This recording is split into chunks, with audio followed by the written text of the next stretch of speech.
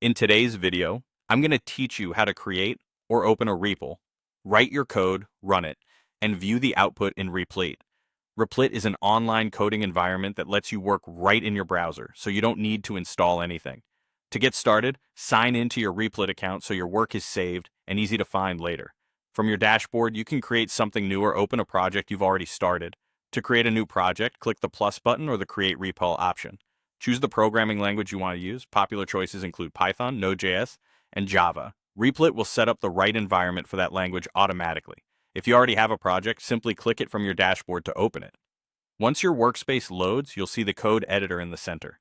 This is where you write or paste your code. Make sure you're editing the correct file for your language. For example, Python projects usually run from main.py, while Node.js commonly uses index.js.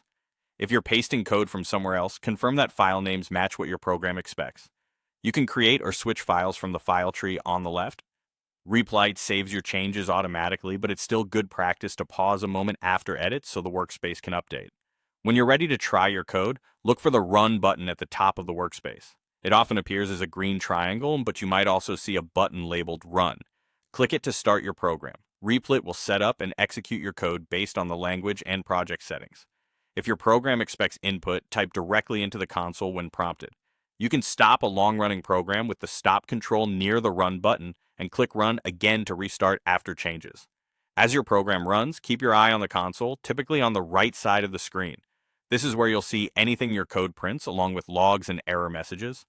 If something isn't working, read the error text in the console carefully. It often tells you the exact file and line number, which makes fixing issues much faster.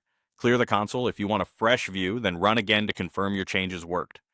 That's it. Log in, create or open a REPL, write your code in the correct file, click Run, and review the output in the console.